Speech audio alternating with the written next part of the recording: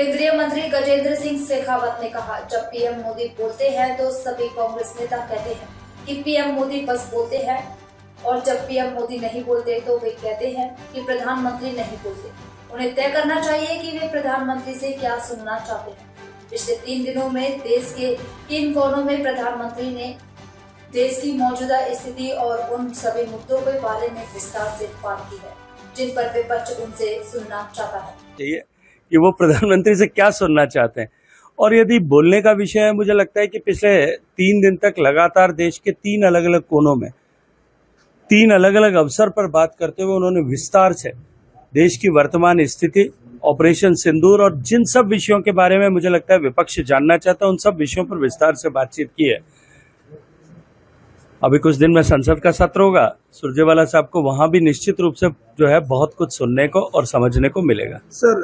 आपके नेता संजय सिंह ने आरोप लगाया कि मैं तो मोदी जी क्या जाने। उन्होंने ट्वीट किया है कि एक राष्ट्र एक चुनाव और एक नेता जैसी योजना पे अब एक राष्ट्र और एक पति जैसी योजना शुरुआत की जा रही है। दुर्भाग्यपूर्ण है और मुझे नहीं लगता कि संजय सिंह जैसे हल्की टिप्पणी करने वाले, हल्के स्तर पर टिप्पणी करने वाले व्यक्ति के ऊपर किसी बयान पर मुझे प्रतिक्रिया देने की आवश्यकता है। देखिए, देश की बेटियों का सिंदूर जिस तरह से पहलगाम के आतंकी हमले में उजाड़ा गया था, ये पूछ करके कि उनकी जाति क्या है, उनका धर्म क्या है, जिस तरह से उनके और उनके परिवारजनों के सामने, छोटे छोटे बच्चों के सामने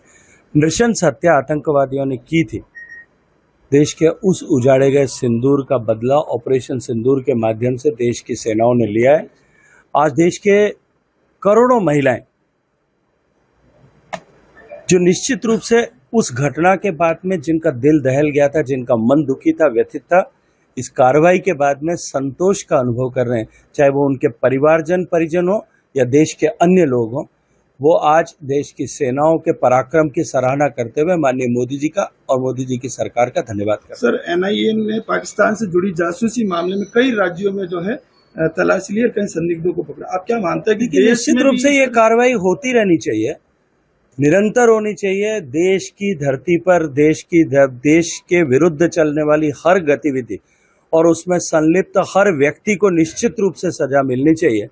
चाणक्य ने अपने अर्थशास्त्र में कहा है कि इस तरह की गतिविधियों को निरंतर शासक को जो है वो सुचारू रूप से चलाना चाहिए। और मुझे लगता है कि ये तो कोई भी देश, केवल भारत नहीं, हर एक देश को अपने देश के विरुद्ध चलने वाली गतिविधि, चाहे वो देश में हो रही है देश के बाहर, उनके प्रति जागरूक रह करके ऐसे जो है देश विरोधी लोगों का पहचान करके उनके खिलाफ कार्रवाई करना चाहिए।